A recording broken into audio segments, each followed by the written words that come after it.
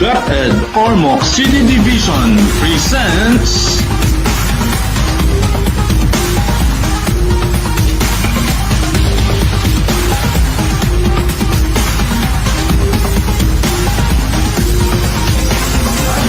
Panaghisgutay, another initiative which aims to inform Ormocanans on the latest updates in preparation for the start of the new school year. We too will discuss pressing issues and hope to give clarifications relative to the delivery of education in the new normal. This is going to be a live online program via StreamYard and Facebook pages of SDO Ormoc, with simulcast from our media partners every Wednesday at 2 o'clock in the afternoon.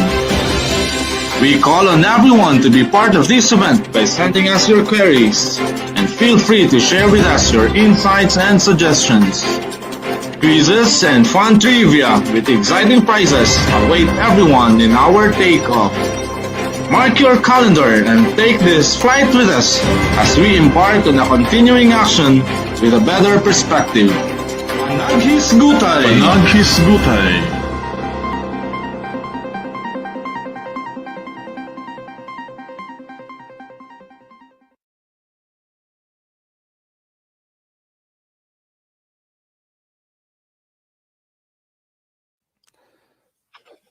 Hello and maayong hapon, Ormoc City. It's another wonderful Wednesday afternoon, and we welcome you once again to the online program which we should all be part of. Mao kini ang Panaghisgutay. Ako si Robert Hardin. That is right. Today is September 2, 2020. Start na ang Burmancer, no? And we would like to Yes. thank everyone for joining us on our weekly live program where the latest developments and updates in the department are about to be discussed in the next hour and a half. This is Ghislaine Abalie, broadcasted live via our DepEd Ormoc City division page and our media partners. We are on our 8th episode na sa and we'd like to thank Wow. our avid viewers for keeping us company every week. Yes, Wow. 8th episode already, sir. Right. Wow, Yes. congratulations. Yes, congratulations, yay! And also joining us today, no, mo join siya nato, is our schools division of Ormoc Superintendent, Ms. Lani H. Cervantes. Right. Wow. Okay, and we will be joined by our ever supportive and ever ready department key officials, in which whose combination of brilliance is what makes DepEd Ormoc steadfast in the implementation of programs and projects for the welfare of our teachers, our personnel, and most especially our learners. Later on, we'll be joined by our schools division superintendent, Ma'am Lani H. Cervantes. Okay, all right, folks. Today's a very special episode of Panaghisgutay as we are graced by someone who has devoted a big part of his life to the department and its personnel, as well as our dear learners. Gracing today's episode, despite his very hectic schedule, is somewhat awe-inspiring to Schools Division of Ormoc. Friends, it is with great honor and privilege to have with us as our guest for Panaghisgutay, Department of Education Undersecretary for Curriculum and Instruction, Yusek Diosdado M. San Antonio. Hello, Yusek. Maraming Yes, sir. salamat, Hello, Robert hello. and Ghislaine. Wow. Magandang hapon sa ating lahat. Of course, I would like to congratulate DepEd Ormoc City, headed by Madam Lani Cervantes, for organizing this kind of initiative. Alam po natin, napakahalaga ng communication sa ating mga ginagawa. I always have learned in my early years as a leader that there are two very important aspects of the job of a leader and a manager. Dalawa lang po yan. Pag tingnan mo ng maigi, inanalyze mo, dalawa lang ang gawain namin. Pero hindi naman ito gawang biro. Una, ang gumawa ng mga desisyon.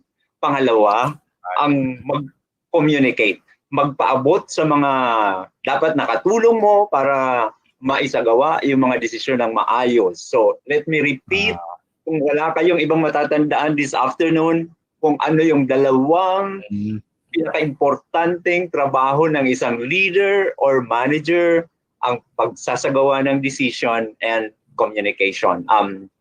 In some of the things that I've written, I always claim that decision making and communication are the two pillars of the leadership and management edifice, if it has to be compared to a building. So friends, I commend DepEd Ormoc. Nauna pa kayo sa amin, the Office of the Undersecretary for Curriculum and Instruction actually intends to also organize a once a week or twice a week webinar.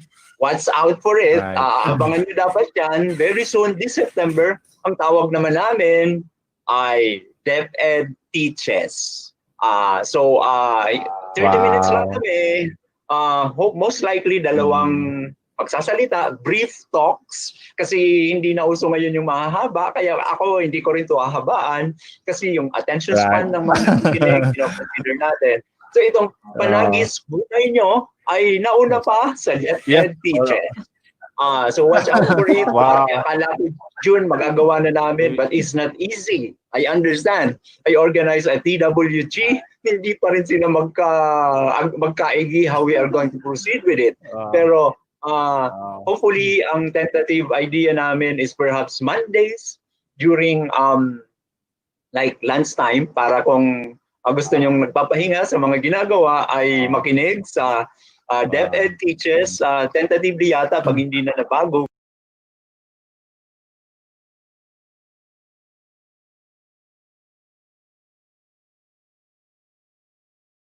We're going to do it like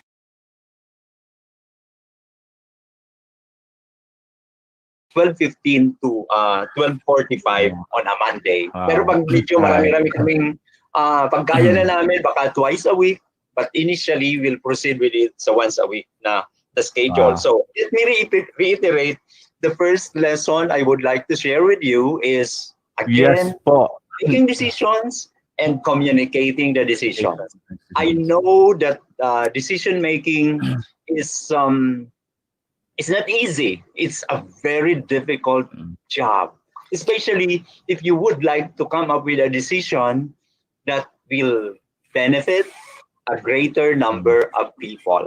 So ito yung mga pasan-pasan natin. Kung tayo ay mga leaders, tayo ay mga managers, we have to make sure that every decision we make is for the benefit of the greater number. And ako, kilala ako ni Jemar, yung nangulit sa akin, nakasama niya dyan sa DepEd Ormoc.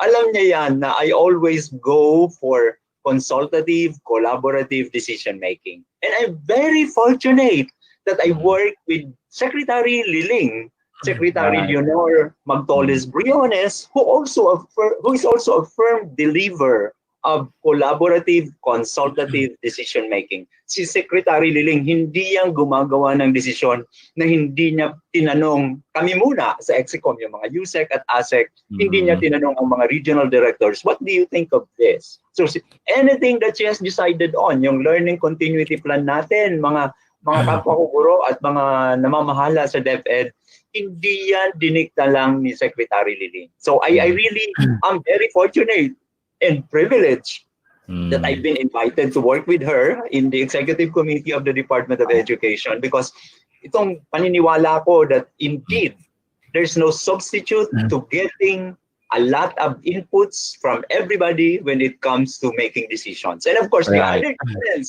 in fact, pag ini-interview ako sa TV, pag tinatanong ako, what is the biggest challenge of DepEd during this COVID-19 pandemic? I would always say, the challenge is how do we make sure that the decisions we make, yung mga pahalising nilalabas natin, is understood fully on the ground. Halimbawa, ng mga kapwa guro, ng mga principal. Kasi ang dami-dami. Example, mayroon tayong alternative work arrangements. Ang tawag ko na lang sa kanila para positive. Pero, hindi ko alam kung mayroon kayo dyan sa Ormoc, may mga principal na super excited. Sasabihin, lahat kayo magpunta sa school when in fact DepEd allows people to work from home.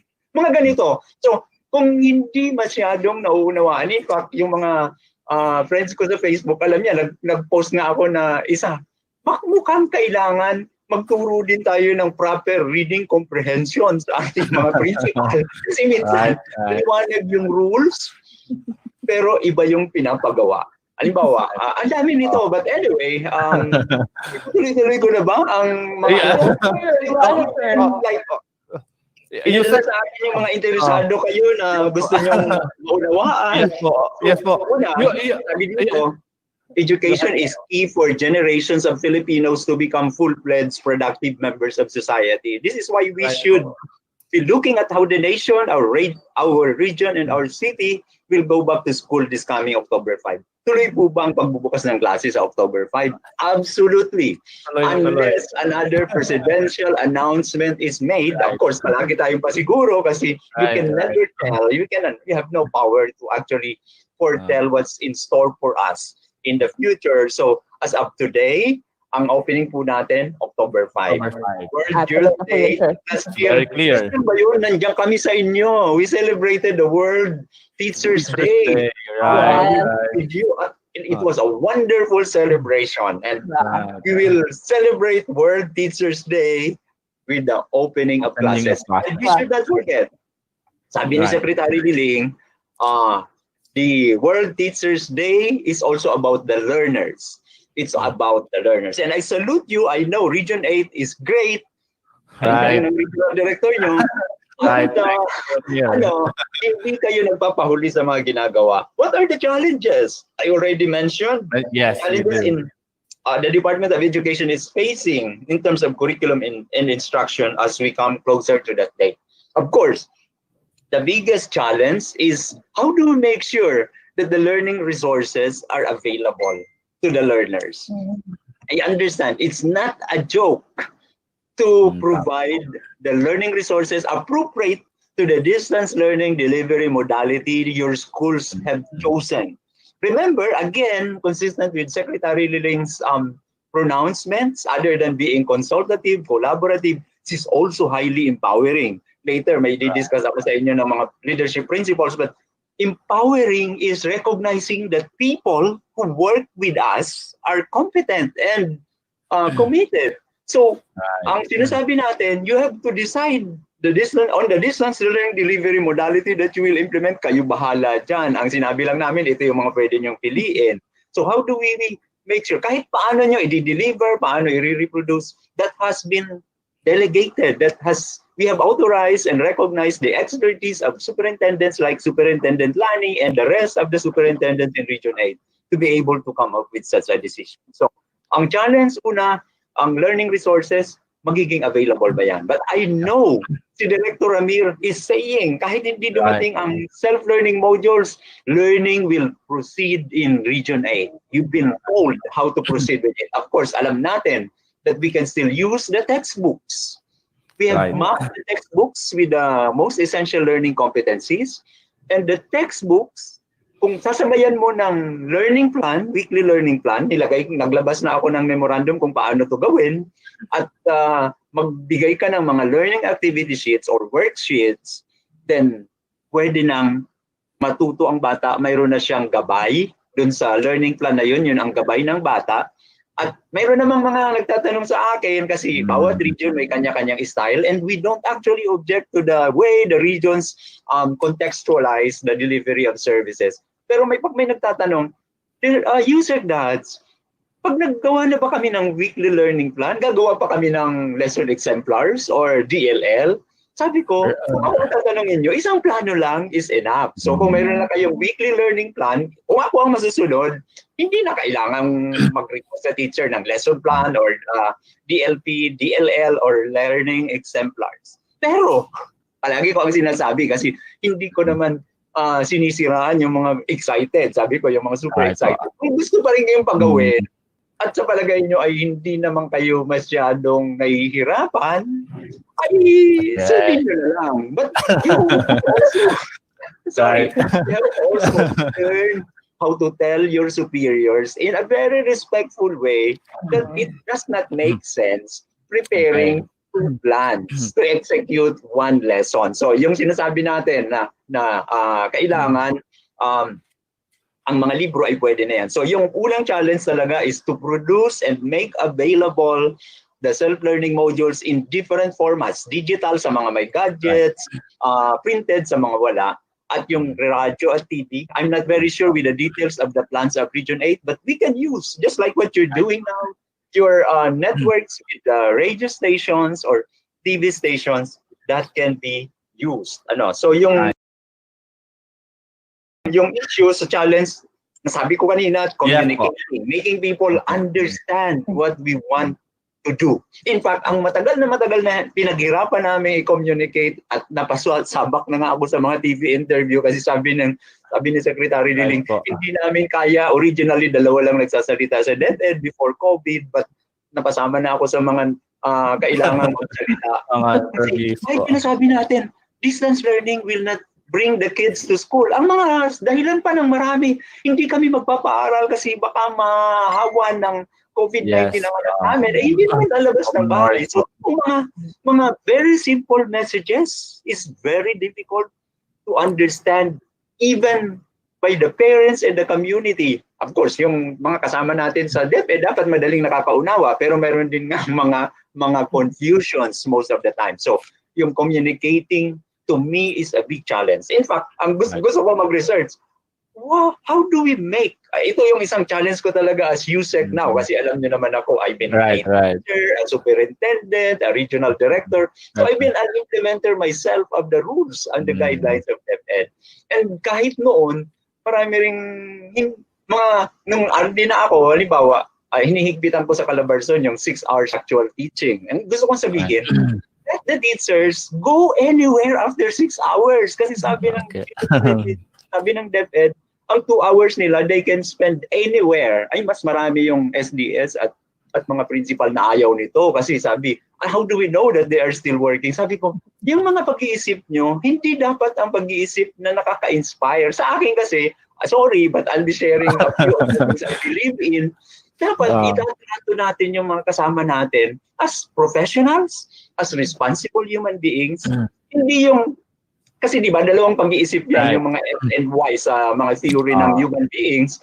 May sinasabi na tamad, kung hindi mo i-push, hindi tatrabaho. Ako naman, mas gusto kong maniwala na mas marami sa mga kasama nating guro at mga namumuno ang excited magturo, excited magpatuto, kaysa yung tinatamad. At nakatuloy na yan in the different dry runs na na-monitor natin across the country. More than 500 na ang nag-dry run. Mas marami ang mga malikhaing kapwa-guro at mga namumuno na punong-puno ng yung entusiasmo upang ang mga bata ay matuto. Kakaunti lang naman yung tinatamad. At subukin nyo. Ako kasi, ito talaga yung paniniwala, na if you treat people as professionals, you don't actually watch out while they are working on certain things. So yung isang pinagawayan namin ng mga sa person, yung 6 hours, ang daming principal na ayaw dyan. Gusto nila 8 hours. Talagang sinusumbong sa akin, tinatawagan ko ang principal at sinasabi ko, oy, basahin mo ang civil service rule, etc. But anyway, these are examples of yung sabi kong hindi tinatranslate yung policy na maliwanag, nagpo-protect sa teacher, pero ayaw sundin. And in fact, ang sabi ko palagi, at sana dyan sa inyo sa Ormoc, maliwanag na ito, ang mukha ng DepEd ay ang mga kasama nating punong guro. Ang tingin ng teacher, yung bagong teacher na na-hire, hindi si Secretary Liling, hindi si USEC. Ang karanasan ng isang bagong teacher, o ng kahit sino, yung matanda ng teacher na katulad ko, ang karanasan mo sa DepEd ay ang karanasan mo sa principal. Mabuti na lang at iniikot-ikot yung principal. So kung hindi masyadong nakakapag-inspire, ay sasabihin mo, ay di magtaon lang naman yan. So after 5 years, look forward to a better version. But meron, di ba, narinig niyo na ako nagsabi na may mga principal na akala mo naglilihi kahit matagal nang nag-menopause. Okay. Kahit batang-bata pa parang ulianin ang kulit or ano. But anyway, ano yan, ang tawag ko diyan, sila yung mga principal o namumuno sa panahon ng kadiliman. Yan. Kaya narito tayo sa panahon ng liwanag. Nagkakaubusan na yata sila, Yusek, nagkakaubusan na yata sila, no? So, With the- anyway, so dalawang hamon, nag-discuss ako. Una, hamon sa pag-reproduce ng mga self-learning resources. Yung ibang hamon, kinaya nyo na, yung pag-train sa Right, teacher, right. pag-train sa parents, in fact, sa pag-prepare nitong mga SLMs, I know you've been very creative as what the other regions have been. By the way, hindi lahat ng SLMs galing sa central office. Ito ang nakakatuwa. Kasi bago nag-COVID-19, we were in the process of preparing alternative delivery materials or modules. Kasi di ba may panahon ng mga sakuna katulad ng Yolanda, katulad ng pinakahuli yung Taal volcano eruption. We never made learning stop, di ba? Kayo noon ilang linggo lang tinigil pagkatapos ni Yolanda. Immediately we resumed using alternative delivery materials. So ang talagang nire-recognize ko kasama ng ibang regional directors, even before I came as USEC, RD pa lang sabi ko, the new normal will mean we should be ready with alternative delivery modalities. And in fact, ang bilis-bilis nangyari. So nung nag-COVID, mayroon tayong gagamitin. Sabi natin, sandali, i-review nyo na lang kasi maglalabas kami ng most essential learning competencies. So, kailangan yung mga regions ini-assign niya, nakalimutan ko kung anong naka-assign sa inyo. So bawat region may gagawin. Bayanihan ng DepEd para sa self-learning modules. Pero katulad din ng pag-iisip ko, so nang nakita ko, habang ginagawa ng regions yung naka-assign sa kanila, nagpagawa rin sila ng iba. Kasi paano kung ang central office hindi makabigay? Siyempre, nagpasiguro, may mga iba ng paraan. So this is the reason why hindi lahat ay galing sa central office. Kasi ang dami niyan, di ba? And we have only very few people doing quality assurance. And we cannot just say everything that has been submitted to us will be officially released. Kasi pag ni-release na natin, pag may mali dyan, mapapahamak na tayo. Katulad ng mga nakita nung sa TV na picturesque mistake na ang nangyari doon, nag-shortcut kami ng quality assurance kasi nagmamadali.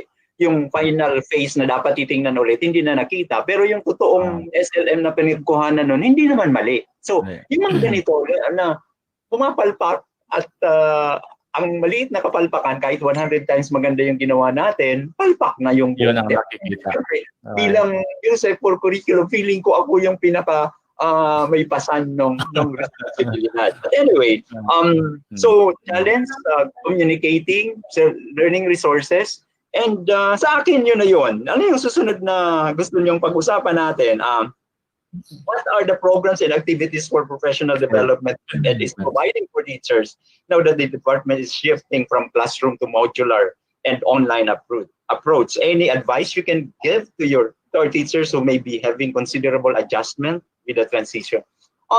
Una, sabi ko nga, yung NAIAP has prepared a training package, but I know kayo mismo dyan sa Ormoc, you've been doing a lot of webinars. And so, sabay-sabay tayo. Ang importante, isang prinsipyo ng Learning Continuity Plan ay, tawag nito,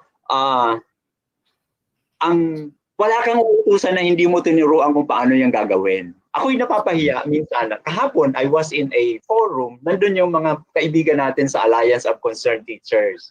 Minsan tama naman yung mga sinasabi nila.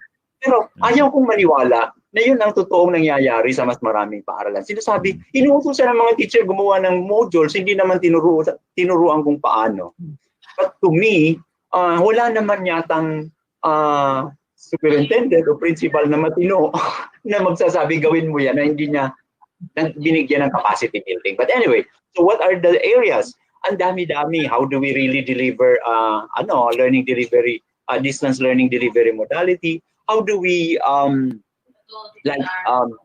monitor the learners? Ang palagi kong binibigyang diin, regardless kung ano yung distance learning delivery modality natin, kailangan yung pag-communication. Again, I'll go back to the two pillars, decision-making and communication. Even as a teacher, yung pa rin ang dalawang gagawin mo. Anong mga decision mo tungkol sa mga gagawin mo sa loob ng silid-aralan? O ngayon, pag-monitor ng mga bata, pangalawa, how do you communicate? So, sa akin, our distance learning delivery modality, regardless kung anong pinili nyo, TV, modules, online, digital, offline, at kung ano-ano pa dyan, kung hindi magiging maigting ang pag-uusap through cellphone o kung pwede namang magkita dahil neighbor lang naman yung estudyante, teacher at ng bata o ng teacher at ng magulang, kung magiging mainam at magaling yung pag-uusap, learning will happen. Kasi we will be able to know what's going on. So, yun yung isang gusto kong bigyang diin na dapat alam na alam ng kasama nating mga guro ang mga ito. Pangalawa, kailangan din yung time management skills. At while it would be ideal to do to assess everything that has been submitted, hindi naman yan realistic na lahat. Sorry, but kung may nakikinig ng parent, ito naman yung katotohanan. You should be strategic. Titingnan mo yung mga output ng bata sa isang bata. Kung medyo nangangailangan talaga siya ng atensyon, doon ka matitingin ng malalim. Pero kung confident ka na, sa unang tingin mo lang, kasi all of us are professionals, unang tingin mo sa output, maganda. Kung nagduda ka, then perhaps magawa ka ng paraan kung paano mo ma-verify kung totoong yung ginawang yun ayun. So yung mga ganito, of course, we will also issue a guideline on assessment. Yung classroom assessment, wala po tayong periodical test, pero yung performance tasks at written outputs ang mga basihan ng mga pagmamarka natin. Ilalabas na natin yung guideline, but essentially yun yung po ang iba nga nagsasabi i-pass daw or fail lang ang bata. Matagal po namin itong pinagdebatihan sa loob mismo ng EXICOM, ng mga directors ng curriculum and instruction strand. Nag-decide po kami na may marka pa rin. Bakit? Una, kahit mag-pass or fail ka, kung teacher ka, magna-number ka pa rin kasi i-compute mo yung mga sinubmit. So parang madadagdagan yung trabaho ng mga fellow teachers. On that ground alone, maliban pa doon sa siyempre yung mga batang magagaling, gusto nila may score sila at pwede nilang gamitin sa scholarship, pwede nilang gamitin sa kung saan-saan pa. Maliban doon sa dahilan na yon, ang tingin ko, kung ang gagawin natin ang pagbabago sa sistema ay magdadagdag ng papasanin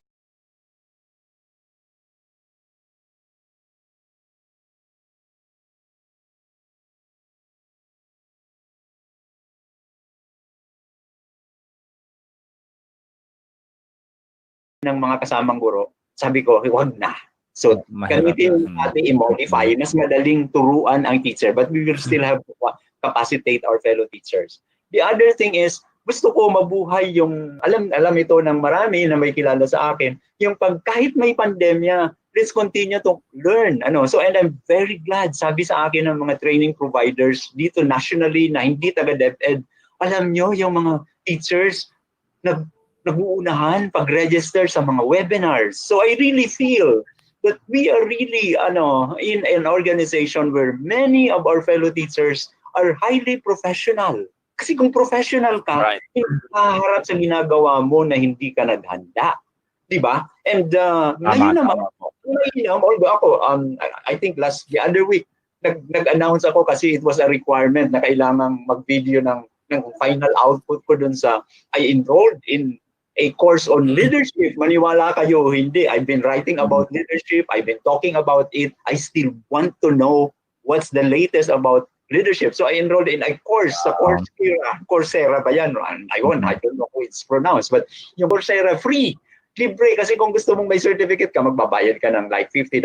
Ayaw ko na kasi hindi ko naman ako na kailangan ng certificate. What I want is to know. So what I do is enroll.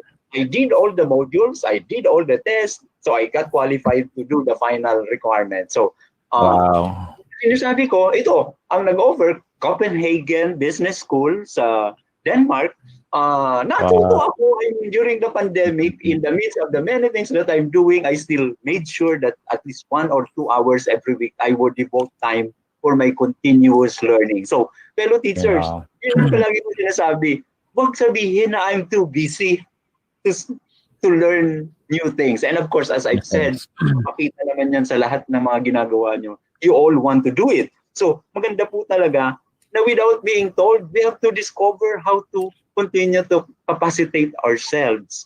And then, kami magbibigay ng palagay namin ay kailangan because ang proseso naman natin sa central office, anything that is new, we will capacitate before making people do it. So lahat ng mga programa natin, comprehensive sexuality education, yung mga good manners and right conduct na yan na dati nang ginagawa, kahit po ngayon series of trainings, kinakasa na rin yung sa child protection during online learning, etc. So magbibigay tayo ng series of capacity building. So hindi po tayo papayag at hindi naman namin lahat yan maiisip. So if you have anything in mind, let me know, text me or send me a message sa Facebook or yung email address ko naman, justdado.sanantonio@deped.com ay marireach nyo ako dyan. Ano pa ba yun? Gusto nyo bang kayo na magbasa ng question? Or... Sige po, yes po, we'll do that. sige, proceed na para... Yusek, right. Thank you so much, Yusek. We've been filled with so much with so much inspiration, of course, with all the information that you're sharing.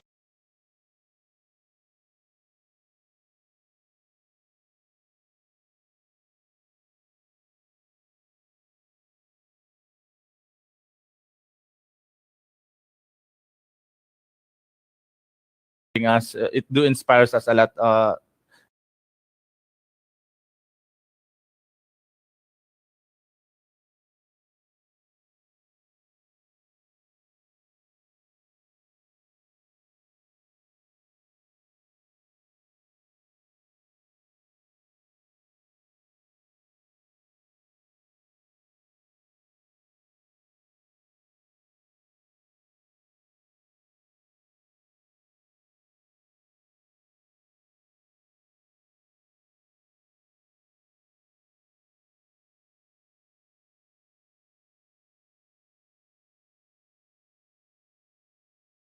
Beginning with with your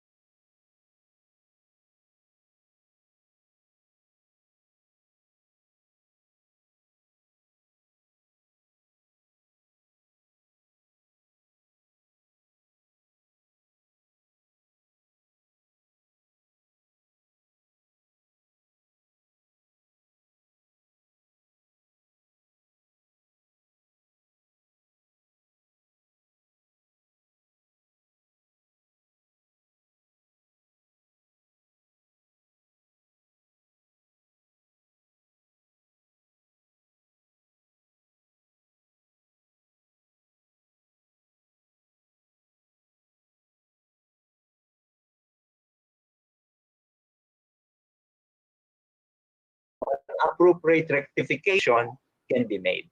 right. Wow. Thank you so much on that, Yusek. Yusek, here's a question po coming from the most common question asked from our learners enrollment survey form. With the shift in education and considerable reduction of learning competencies to the different subject areas, question coming from parents is, can their children still expect a high level of quality education with the new learning modalities? And with this po, Yusek, what do you think parents can or should do to help fill in the gap po? Robert, that's a very good question, and I really know na yung gumawa ng question na yan nag-iisip. I mean, sorry, but I'm just giving my honest feedback. I love the question. Yeah. First, matagal ng issue, and ito, ang daming, fortunately, nasa gitna tayo ng mga ginagawa. I mean, we were in the process of reviewing the intended curriculum. When we talk about the intended, the competencies we have identified and the standards we have identified in our curriculum document. So we were doing that last year, and we were about to be finished with phase 1. Ito yung phase 1 kasi i-review natin yung intended, applied, learned curriculum, and accomplished curriculum. Mga ganon. So, 4 na phases yan. So, we're now in the process of doing the applied, ano. So, yung intended, nung ni-review natin, una, tinignan, the competencies are comparable with anybody else around the world. So, ang mga nilagay nating, mga gusto nating matutunan ng bata, yun din, comparable yan sa nasa States, nasa Australia, nasa Singapore, etc. So, wala tayong issue doon. Pero ang isang very glaring finding, napaka-congested ng ating curriculum. At I think everybody knows this. Ang dami nating gustong ituro, we end up normally not achieving everything, not making learners learn kasi ang daming gustong ipatuto. So nung sinabi ng COVID-19, sabi ko, kailangan dyan, most essential learning competencies ang bigyang pansin. Sorry, but I'll have referred to itong mga biases ko na ito as an educator. When I was regional director in Calabarzon, of course, I could not completely abandon the whole curriculum document. So I just told my team, sige, we will still try to deliver the curriculum as identified by the central office, but we will identify our own priorities. So nagbigay lang kami ng, if I remember it right, parang 400 out of yung 15,000 na yan, hinanap namin yung 400 na sabi namin, kahit ito muna ang uunahin from kindergarten to grade 12, ang pakiramdam namin, magiging mabuting tao na yung bata. So ang issue dito, it's not the number of competencies that we should cover.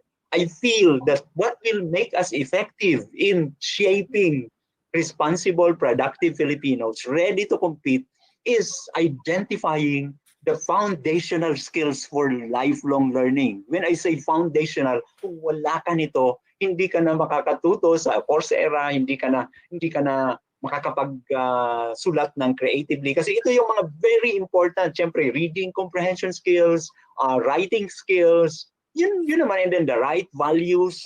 So, if you have this, na hindi naman siya dapat marami, as we have identified, ano lang yan, less than 6,000,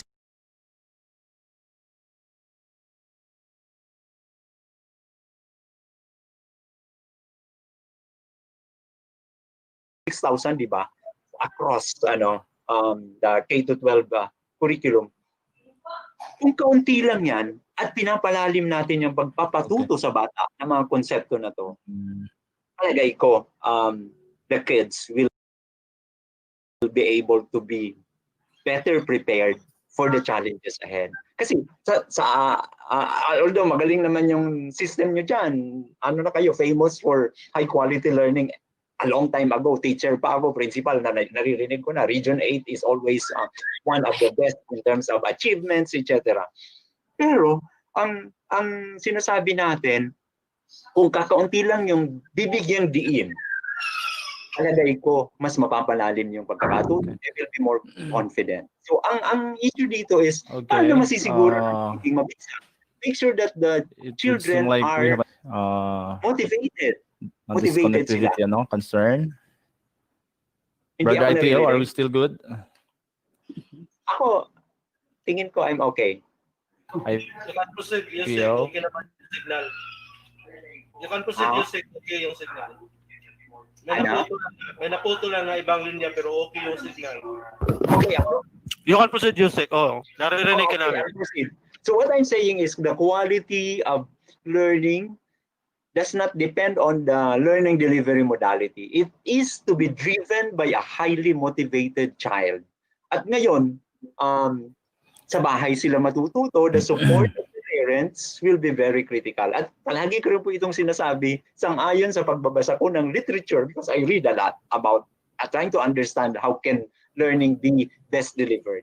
Ang isang ingredient for high achievement is an adult, a parent, most likely, na nakikialam sa mga ginagawa ng kanyang anak. Sabi ng isang anak ko, Pop, that do not generalize. Mayroong mga bata na kahit medyo walang suporta sa bahay ay excited ding matuto. Sabi ko, these are the exceptional learners. But in general, the child achieves more when there is a support from home, whether ideally from a parent. So, mga kapwa ko mga magulang, kasi I'm a parent myself, I have 3 sons. I mean, all of them are college graduates now. Pero yung misis ko, when they were small kids, siya yung matyaga. Hindi siya teacher, but siya yung nag-aabala sa pagbibigay ng suporta. And we ended up having sons who are in love with learning. Kasi pinagsusuportahan ng nanay, kahit yung tatay, mga ano lang ako, mga support lang sa anong libro kailangan nyo, etc. Minsan nag-aaway kami kasi pa yan, wala pang paperback. Gusto hardbound na yung bibili na. Sabi ko, magantay kayo na yung kurang available na edition na bibili natin. But what I'm saying is, an intellectually stimulating home environment will be a big factor. And then, while may mga disadvantage nga yung distance kasi hindi nakikita si teacher, etc. Pero, ang bata naman yun sa bahay. So, ang inaasahan ko lalo na at the end of this school year, we'll have children whose values are very strong. So, hindi dapat turuan ng dishonesty ng parent ang anak na siya na ang sumasagot ng test. Kailangan ituro ang value of honesty at lahat pa yung responsibility sa pagiging responsible sa bahay at lahat pwedeng gawin yan. Alright. Sige po, Yusek, thank you so much po. Mayroon pong gustong i-inquire si Ma'am Ghislaine po. Go ahead, Ma'am Ghislaine. Yes, sir. Sir, we've heard regarding your principal, sir. We believe this is part of your program. Sir, can you elaborate on this, sir? Ano ba tong principal na program ni Yusek Dads? Ghislaine, that's true. That's mine. Copyrighted. May mga published work na patungkol dyan. When I was still, this was the Prince model I discovered in 2001. Nag-aaral ako ng DepEd sa labas ng bansa and for my master's in leadership and management and education. And while researching on the different theories and traits of effective leaders, alam mo, ang isang requirement natin pagka sa postgraduate ka is to synthesize the things that you actually are learning. So when I synthesized my own characteristics of the ideal leader, I came up with an acronym. Alam mo sa DepEd, dapat marunong kang mag-acronym na may kabuluhan para tumatak agad. I will insist that the ideal leader should be a prince. So 6 letters that represent 6 words na to me are very important for one to be effective as a leader. Ang pagiging leader, hindi lang yung USEC, regional director, principal. Leader ka rin kahit fellow teacher ka lang dyan sa loob ng silid-aralan. Leader tayo. Kahit sa bahay, leader pa rin tayo ng ating mga pamilya. So all of us are leaders. And what's the first trait? Prince. Proactive. Ang isang tao ay magiging namumuno kung hindi siya nag-aantay kung anong sabihin ng iba. When you are proactive, you actually take the initiative. Ang paborito ko nito sa mga kabataan, lalo na, sabi ko, kung hindi mo lalapitan yung crush mo, hindi yan magiging girlfriend. So, yan ang example ko sa mga naghahanap pa rin ng partner among my fellow teachers. Do not wait for that person to come to you. Find a way to approach that person. Babae ka man o lalaki, mayroon na tayong ngayon, gender fair activities. So pwede na yan. So huwag nang mag-aantay. Take the initiative. That's pro-action. Pangalawa, resource orientation or being results oriented. Ano ito? Dapat alam mo kung ano yung gusto mo ma-accomplish. So regardless again kung ano organization yan, pamilya, buhay mo, you should be clear about the things that you want to accomplish. Because yung results orientation will be your guiding star. Siya yung titingnan mo. Ito yung gusto kong mangyari. So, ito, of course, not necessarily professionally kasi hindi naman ako nangarap maging USEC. In fact, ang saya-saya ko ng regional director. But what I'm saying is when I was a regional director, I told myself, ito lang ang mga gagawin ko. Kasi hindi ko naman kayang gawin lahat. So, anong ginawa ko sa Calabarzon? Paigtingin yung research. Naniniwala kasi ako that if the teachers and the officials are researchers, improvement will be sustained. Pangalawa, yung T-governance namin na may 12 kailangan gawin. Transparency, ethics, accountability. So talagang kailangan isabuhay na yun yung mga priority ko sa Calabarzon. So yung dalawa at napasama na lang yung prince na yan nung tinuturuan ko na sila. How do we pick up effective leaders, maging prince tayo. Of course, yung mga ito, yun ang pinagkaabalahan ko. Those were my results. intelligence is not possessing high IQ. I always say this. Nung unang nagpunta ako sa Australia para mag-masters, 12 kami mga Pilipino. Pag naririnig ko sila, graduate ng UP, graduate ng mga exclusive schools, parang nandiliit ako. Sabi ko, how come I am in this group? Ang gagaling. Very articulate. Ay, ako naman, nag-aaral sa Naga City, trade school pa. So, ang English ko, industrial arts. Ang iba, sabi nga, huwag ka naman magsasalita ng ganyan at ino-offend mo yung industrial arts. But I'm an industrial arts major. I was not the brightest. When you say intelligent, it's more about knowing yourself. Sa akin, yung intelligences ni Howard Gardner na being self-smart and being people-smart. So, sa leader, hindi kailangan super high yung IQ mo. Maraming leader na super bright pero hindi nakaka-connect sa mga kasama. Kasi, una, hindi nila kilala ang sarili nila. Pag hindi mo kilala yung sarili mo, wala kang self-mastery, marami kang pagpapanggap. So, palagi kang nagagalit pag may nagtatanong kasi hindi mo rin alam ang sagot. Ano, ganito. Ayun ang ibig kong sabihin. So, being intelligent is knowing yourself, knowing your limitations so that you would know kung saan ka hihingi ng tulong. No, being an intelligent person is understanding others. Ako, ang paborito ko dyan, alam mo, yung mga tao, iba-iba yung mga pakiramdam niyan. Iba, ang ginagamit ko dyan, yung Enneagram. I-google nyo ang Enneagram. Do your own Enneagram test. If you are aware that there are 9 types of people in your surroundings, hindi lahat katulad mo mag-isip, maniwala. So you will be more tolerant. Yan yung sinasabi kong intelligence dito. It's essentially EQ, yung emotional quotient. Yung N is network building.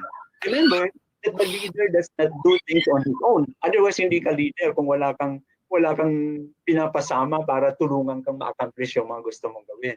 So, if you only do that through your networks of friends, supporters, stakeholders. So you should continue to build networks. You never know it. Yung isang kausap mo ngayon may be a very influential person who may be able to provide you what you need later on in your organization's, activities. Ang dami kong ganyan. So I treat people fairly para may network, continuous yung network. The C, to me, is the most important, being credible. Hindi pwede magsabi ka, ayaw ko sa corruption, tapos garapal ka kung manguhan ng SOP. So dapat, pag sinabi mo, I want to be, to live in an organization that is graft-free, ikaw mismo, klarado yan sa iyo. And then credibility is fulfilling. When you say something, fulfill it. At all costs, gawin mo unless may mga problema. And finally, yung E na nasabi ko na kanina, empowering. You allow others to shine. Ang palagi kong sinasabi sa mga kasama ko when I was regional director, superintendent, principal, your first job is to find your replacement in the organization where you serve. So I am very proud to claim. Halimbawa, ilan ba yan? Hindi ko na mabilang ang mga regional directors na when I was RD myself or ARD na rin.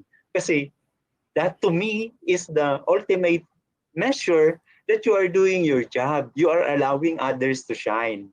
So yung iba dyan na parang takot na takot pag may nakitang mas gwapo sa kanya o mas maganda o mas magaling, ay dapat hindi na yan nagsa-shine, baka mapansin.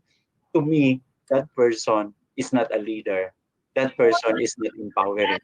Dapat, pag may nakita kang magaling, i-push mo. At mag-celebrate kung tumaas pa yan, mas umangat pa sa'yo, mas fulfilling yon. Right. So that's the thing. Proactive, results-oriented, intelligent, network building, credible, and empowering. Wow. That's Prince Principal. Everything in one themselves, no? Okay. Wow. Thank you so much, Yusek. Parang busog na busog po kami, Yusek, with all this wonderful viewpoints and lessons that we have learned from you today. But Yusek, we have with us our Schools Division Superintendent, Ma'am Lani Cervantes. Ma'am Lani, you may have something to say to Yusek. Hello, Lani. Good afternoon. Good morning po. Congratulations po, Yusek, for the Presidential Award. Yes po. Salamat po sa pagbabalik po sa Ormoc City. Pangalawang second time na po ninyo para makapag-share sa amin at we are very thankful for it. And then naalala ko po after Yolanda, pumunta po ang Region 4A sa Ormoc City. Dito kayo sa Sabin ba yun? At binigyan mo po kami ng mga barong, tela ng barong. Nandun. Ano yun? I mean, naisip ko, alam ko, kaya namang bilhin niya ng mga superintendents, pero wala kaming ibang naisip. Nagdala na kami ng ibang support sa mga learners at sabi ko, bisitahin natin ang mga fellow school officials natin. Ay, kaibigan kong kaibigan na very close si RD Lilet. Sabi ko, Lilet, pwede bang pumunta kami sa inyo? Huwag kayong magproblema, kami bahala sa sarili namin. Meron na tayo ng kaunting, yun nga, fellowship, kasi magkakapatid tayo sa ating trabaho.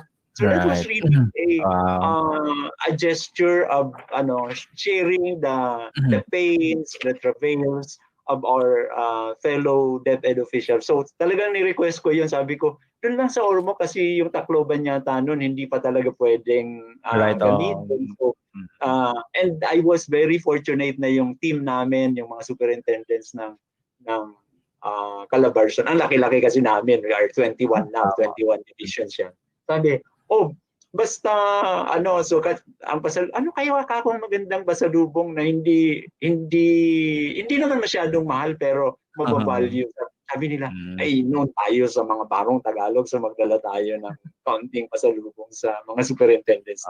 So that was the reason why we were able to to organize that very intimate event na ginawa namin, but that's not just mine. Yung buong superintendent ng Calabarzon before actually supported me in that idea na bibisitahin yung mga kapatid superintendents. Thank you so much, Yusek, for that. Tumatak po yun po sa mga Ormocanon, lalong-lalo na sa mga superintendents po namin. And we thank you so much on that. Again po, Yusek, we congratulate you for that Gawad Career Executive Service Presidential Award po. Maraming salamat. Na-highlight din po yun ni Director June during your press briefing the other day. Yeah. Thank you. Yusek, I think Ma'am Lan is having... Para lang, i-remind ko kayo, ang tagal-tagal na 2012 yata si RD Ramir. Yes, na lang ako sa RD nyo. Actually, isa siya sa mga nagsabi na subukin. Yusek, naputol po ako. Transfer of president.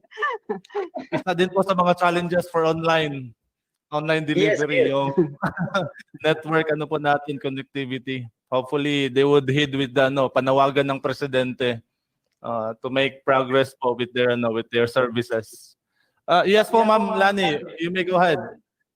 You may proceed. So, again po, thank you, Yusek. Maraming salamat po sa pagbibigay ng time sa Ormoc City Division. At marami po kaming natutunan. Marami po akong natutunan sa iyo and sa karami-raming mga seminars natin na attended ko na nandoon ka. Palagi pong nadagdag na kaalaman na nakukuha ko po sa inyo. So, maraming salamat po. Sige po. Trabaho natin yun nga mag-share ng mga natututunan, and I assure you, fellow teachers and fellow school officials, that I will remain an eager lifelong learner. So right now, ang inaaral ko, may course na naman ako, design thinking, kasi gusto kong maunawaan how can this work in an education field. Yun para yung mga tao hindi magsabi na siya utos lang ng utos, wala namang ginagawa. When actually I said na ang research ay kulturang dapat paigtingin, I was leading the team. May mga research teams ako noon sa Calabarzon na ako yung lead researcher. In fact, we were able to come up with our own learning focus school leadership model na in the future yata, kung may pagkakataon, I can share a lot more about it na nag-develop din kami maliban sa mga binibigay ng central office na mga sinasabi sa buong mundo. We had to discover what is the most appropriate framework within Calabarzon. So 2 minutes yata ako, and then I have to go. May sige po. sunod-sunod na. Yes po. Very grateful that nag-adjust kayo sa aking availability kasi sabi ko kay No worry Gemma, po.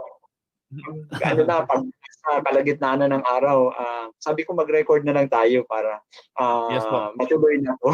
Yes po. Final words po for DepEd Region 8 and DepEd Ormoc po, USEC Estado San Antonio. Thank you. Okay. Thank you so much po. We do appreciate your time. Maraming salamat. That was our Undersecretary for Curriculum and Instruction, the Estado San Antonio. A man with a very happy and positive disposition. Sir, punong-puno po kami ng kalaman at inspirasyon po ngayon because of your presence. Maraming salamat po. Thank you. Bye-bye. Bye-bye po. Bye-bye. Ma'am Lani, that was our USEC, the Estado San Antonio for Curriculum and Instruction. Any words po, Ma'am Lani, for our DepEd Ormoc? Hi, good morning, everyone. We are here once again for our weekly Panaghisgutay to discuss our issues and concerns and to clarify whatever questions you have in mind. So we are very much thankful for this opportunity. We have Robert here, Ghislaine, and our ITO, si Alvin, aron ma-hapsay kining atong pagpadangat ani nga panaghisgutay. So once again, for our listeners and viewers, we appreciate your time with us and for your sharing whatever gusto nyong i-share dito sa panaghisgutay. So with the coming of the school opening, so we really have to prepare. We still have a month to prepare for this coming October 5, ano? So within this month of September, expect a series of activities, foremost of which is the conduct of the dry run or the simulation activities of the different process of delivery and of the modules or self-learning materials to our learners. So all the schools are required or simulation activities. And also we expect them, the school heads and the teachers, to not only show kung ano man ang mga dapat gawin sa proseso, we also would like to know what are the gaps, ano bang mga issues and concerns that you encounter during this the conduct of these activities, so we will know how or what kind of interventions we are going to use to help solve these problems or issues. So you know, and that is the reason why we have this dry run, para malaman natin kung paano ba natin siya mapatakbo in the coming sa school year na talaga, no? So dry run muna, parang practice, para malaman natin ano bang mga glitches, ano bang mga kamalian or mga pagkakamali na dapat nating tutukan. And another activity also that we are going to conduct this month of September in preparation for the opening of classes is the conduct of mental health and psychosocial intervention sa mga schools for our teachers and our school heads, para ano tayo during this pandemic, no? How do we deal? How do we prepare ourselves para yung mga problems that we will encounter, hindi tayo gaanong ma-stress, that we remain healthy mentally, physically, psychologically, and as well as socially, how to deal with others during this new normal. So isa yan sa mga activities we are going to conduct this month. And another activity is also the literacy training for our parents, especially those who find it hard or difficult to help their children at home in learning their lessons. So sabi nga ni Yusik Dads kanina na one of the things that will help our children learn more is the adults or the parents to help them or who support them with their learning. So yan, that is why we have this literacy training for our parents. So sa mga parents dyan, please support our kids, help them while they do their or read their self-learned materials. I hope or we hope that you are there beside them to provide them support, not only with regards to their learning, sa iba pang pamamaraan like maghanda halimbawa ng snacks, no? Tapos para di ba kakagutom din yung magbasa. So sana may mga ready ng kamote, saging dyan, no? Mga healthy snack foods. Huwag tayo sa mga junk foods kasi sa katawan yan. So let us prepare healthy meals, healthy snacks for our children while they are learning. So isa yan sa suporta na maibigay natin sa ating mga bata. So aside from those, mayroon din tayong mga webinar for our teachers na nasabi na ni Yusik Dads and for our leaders, no, sa ating mga principals. So yun ang activities na gagawin. So we are gearing up for the opening of classes this October 5, which is also the World Teacher Day. So happy Teachers Day sa lahat, no? And we are being asked by RD that as part of our preparation sa coming opening of classes, meron tayong mga noise barrage. Sa October 4, mag-noise barrage tayo. In our schools, may mga streamers tayo doon na nakalagay about our school, what are the activities, and foremost, about the safety and health protocols. Hindi natin dapat yan kalimutan kasi sa panahon ng pandemya, dapat hindi tayo mag-share ng virus at hindi rin tayo magkaka-virus. So let us observe carefully. Let us observe strictly the health and safety protocols. So with that, my dear viewers and listeners and followers of this Panaghisgutay, so thank you very much. And once again, take care of ourselves. God bless everyone. Good morning. Good morning ba or good afternoon, good day?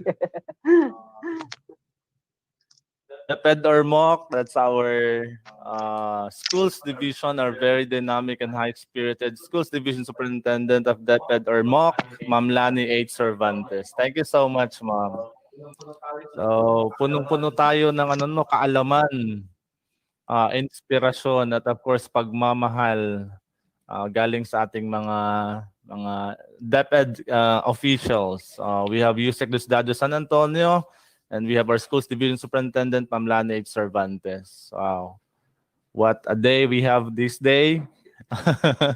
It's indeed very wonderful. Thank you so much, Ma'am Lani. See you around po.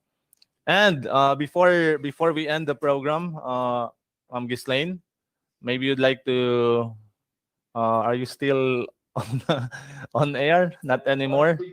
Okay, we'll be giving away prizes for our trivia this day. Ghislaine? We'll be, okay, the prize is the one sponsor, the one courtesy of Ormocnet. It's the What's that? the heads, no, Earphones. the earphone. Yes, the earphone. Sige, ato ipakita on screen para ganahan mo answer ang atong mga viewers.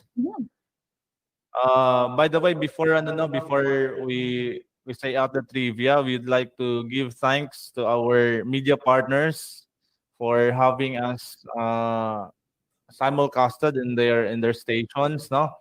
Our friends in the media sector. We also have our education partners. We have Ormocnet, National Bookstore, we have from the PLIs na, itong friends from PLIs, City Savings Bank, Mactan Rural Bank, East West. We also have from BDO, yes. And we likewise thank Macron Automation as well as Jimar the artist Yes, for Jamar the being our Asir, for the becoming an bridge. instrument to connect us to USEC, no? This Dado San Antonio. So, thank you so much, Jimar. Daw. We do appreciate your ano po, your linkages, skills and prowess. Yes, we have this now. We'll be giving away this ProMate lightweight ergonomic noise isolating stereo earphone.